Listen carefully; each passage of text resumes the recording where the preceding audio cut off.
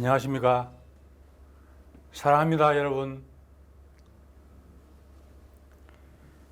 오늘 제가 20번째로 강의할 강의는 하나님 나라에 대해서 강의를 하도록 하겠습니다. 이게 상당히 깊이 있는 수준으로 들어왔습니다.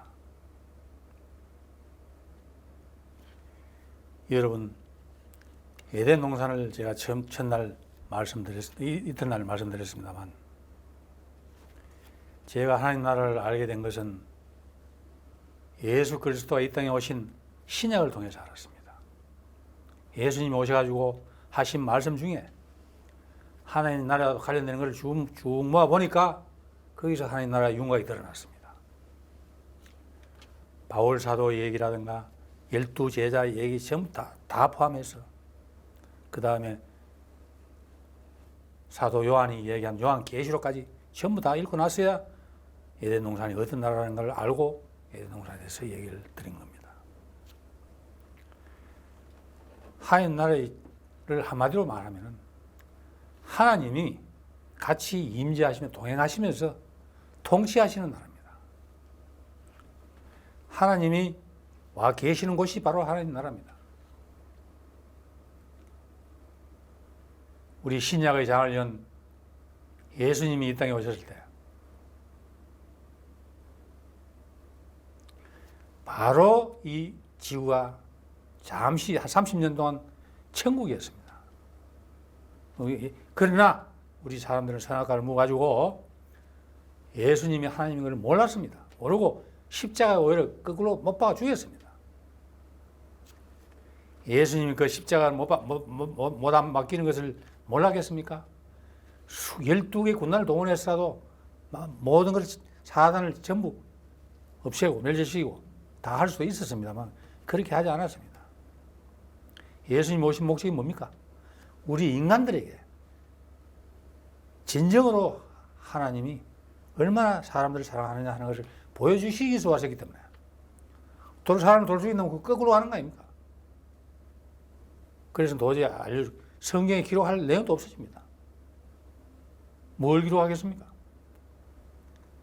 성경이 이루어지게 하기 위해서 예수님은 참으신 겁니다. 참고 인내하신 겁니다. 자, 이제 하나의 개념이 있었죠.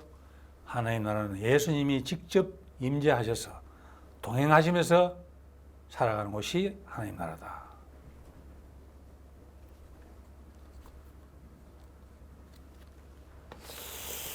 그럼 그 크기는 얼마냐?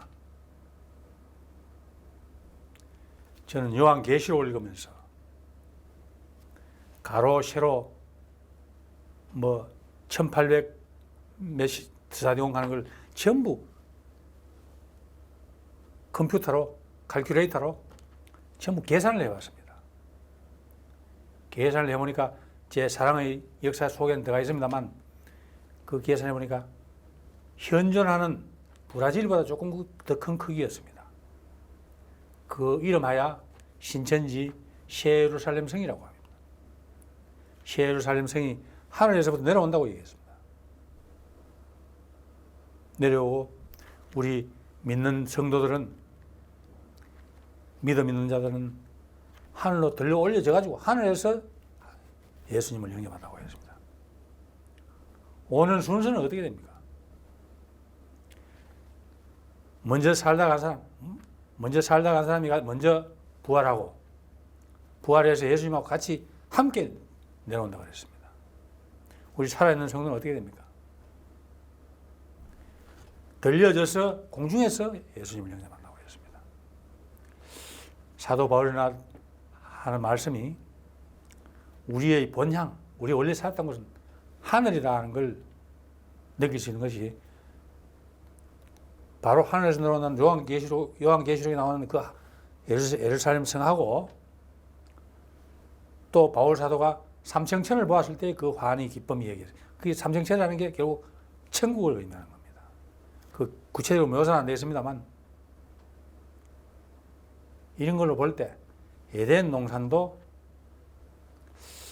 아마도 하늘에 있지 않겠느냐 하는 것이 저의 생각입니다. 이건 하나님 생각이 아닙니다. 그래서 우리의 본향 하늘인데, 하늘에서 지구로 내려와 가지고 지구에서 잠시 잠깐 인생을 살다가 다시 하늘나라 가는 게 우리 인생의 진짜 인생의 전 과정입니다. 그러니 우리가 에덴 동산에 살 때 영혼을 살다가 지구로 와서 일장춘몽 순간을 살다가 또다시 하늘나라로 가는 게 우리 인생이라는 걸 느끼면 다 보는 겁니다. 그때 우주가 제대로 보인다는 거예요. 그러면 하나님 나라에 들어가는 누가 들어가느냐? 모든 사람이 다 들어가는 건 아닙니다. 모든 피조물, 모든 동물, 모든 나무, 모든 풀 다 들어가는 건 아닙니다. 누가 들어갑니까? 예수님 재림하실 때 쫓아가서 영접하는 자들. 어느 사람 발 보고 쫓아가야죠. 어느 사람 그래도 정장해가지고 예의를 갖추고 가겠죠. 영접하는 자들만 갈 수 있습니다. 여기에 가는 모든 사람은 죽음을 거쳐야 됩니다. 죽음을 거쳐서 새로운 하나님의 사람으로, 하나님의 자손으로 태어나야만이 갈 수 있는 것입니다. 영이, 다시 말하면 영이 되는 영, 영으로 부활합니다. 우리가 부활은 반드시 영으로 한다는 것을 기억하시기 바랍니다. 영으로 처음 영의 세계에서 육신의 세계로 왔다가 영의 세계로 돌아가는 게 우리 사람입니다. 부르심을 받아야 돼. 하나님이 반드시 불러줘야 됩니다. 부르는 것은 하나님이 야야 네 일로 오너라 걔가 부르는 게 아니고 천사들을 하나하나 다 보내서 부릅니다. 우리 사람들의 가장 기쁨, 큰 기쁨은 바로 부르심을 받는 그때입니다. 하나님 자녀 될 때입니다. 자녀 되면 모든 것이 보장됩니다. 영생은 물론이요, 평생 동안 고통 없이 영원한 안식을 누리는 게 하나님 자식입니다. 자녀 되는 겁니다.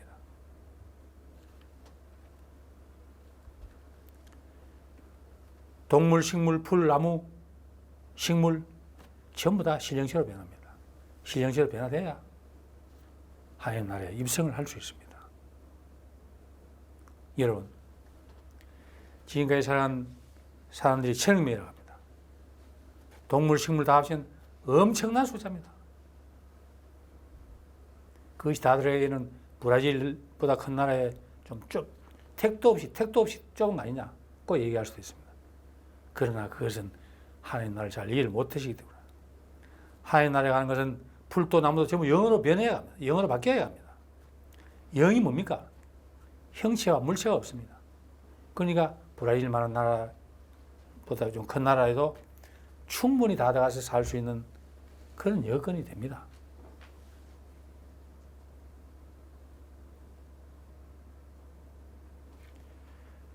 그러면 하나님은 말씀을 하실 때 이 말씀도 선지자를 통해서 말하기 전에는 절대 안 이루어집니다. 그거는 왜 그런지 압니까?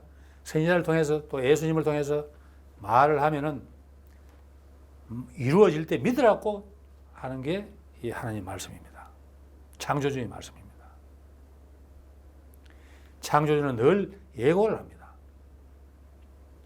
그러면 하나님 나라가 되기 전에 뭐 어떤 징조들이 있느냐 하는 것도 우리가 살펴볼 필요가 있습니다. 처처의 지진이 발생하고 또 여러 신생 국가가 생기고 질병, 전쟁이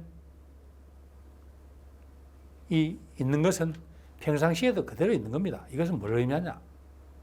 언제 어느 시에 오는지 모른다는 겁니다. 노아의 홍수 때와 똑같습니다. 언제 어느 시에 임할지 아무도 모른다는 거예요. 모른다는 얘기인데 하나 중요한 것, 특이할 만한 사항은 제가 발견한 것은 적그리스도가 활동하는 것도 마찬가지입니다. 과거에도 많이 활동했습니다. 교회에서 목사를 사칭해서 사단의 역할을 하고 있는 사람들이 많습니다. 여러분 유심히 살펴보십시오.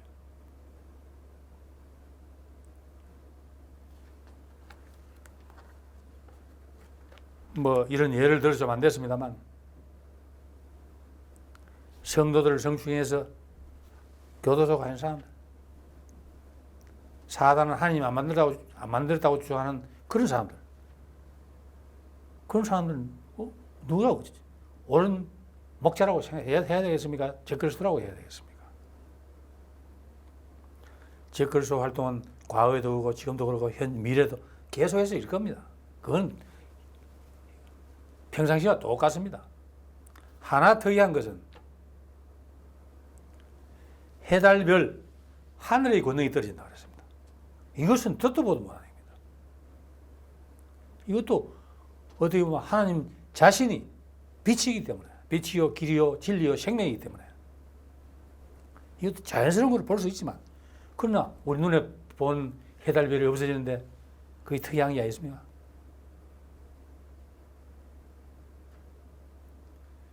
해달별의 권능이 떨어지고, 여기에서 또 우리가 눈여겨봐야 될 것은 사단이 뭡니까? 사단이 계명성이라는 하늘의 반짝반짝 빛나는 별입니다.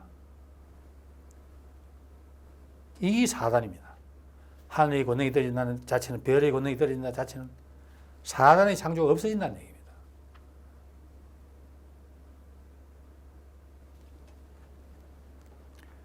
그리고 또 그 외에도 많이 있습니다. 하나님 나라가 되면은 여러분들 땅이 고통을 받아가지고 은근키와 가시나무, 찔레나무를 낸다고 했습니다. 그 가시나무가 찔레가 없어지고 잣나무로 화석나무와 잣나무로 대체됩니다. 그것이 이사야서에 다 나와 있습니다.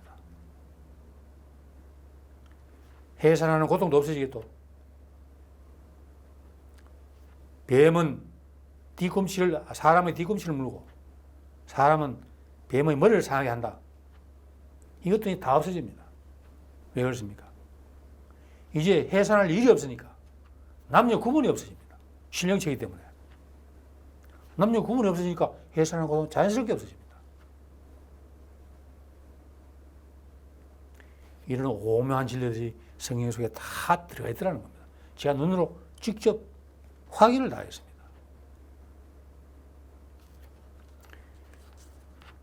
그러니 제가 성경을 몇 번 읽었는지 모른다는 말씀을 여러분께 드렸습니다만 저를 좀 이해하시겠죠?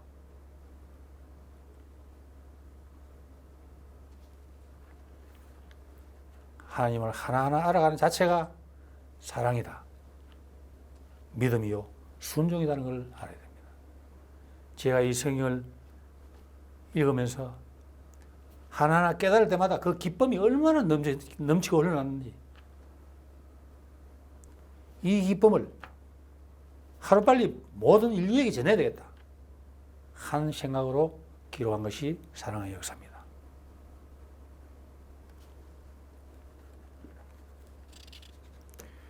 그리고 아까 이신칭이라고 얘기했는데, 하나님의 창조는 사단이 들어와가지고 창조 질서를 다 무너뜨렸어요.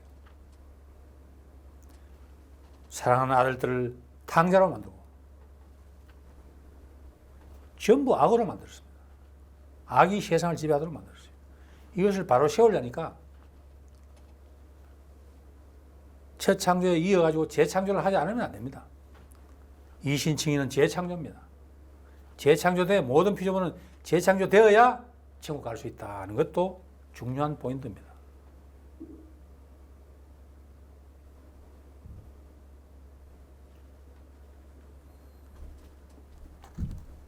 재창조는 뭘 합니까? 첫 창조 사랑인 말씀으로 했잖아요. 재창조도 똑같습니다. 말씀인 사랑으로 합니다. 너의 믿음을 어려지게 한다는 그 말씀 한마디로 탁 정리가 되는 겁니다.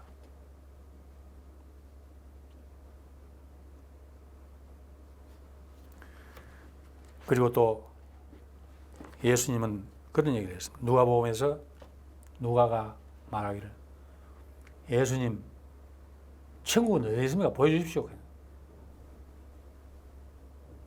그렇게 얘기하니까 예수님이 하신 말씀이, 천국은 여기 있다 저기 있다 말할 수 없고 너의 마음속에 있다고 얘기했습니다. 저는 이것도 수긍합니다. 전 신약을 통해서 이미 하나님 나라를 다 봤습니다. 봤기 때문에 그 기쁨이 얼마나 큽니까? 저의 기쁨은 바울 사도가 삼층천을 봤을 때 그 기쁨보다도 적지 않습니다. 여러분들도 성령을 내 친구 삼아, 벗 삼아,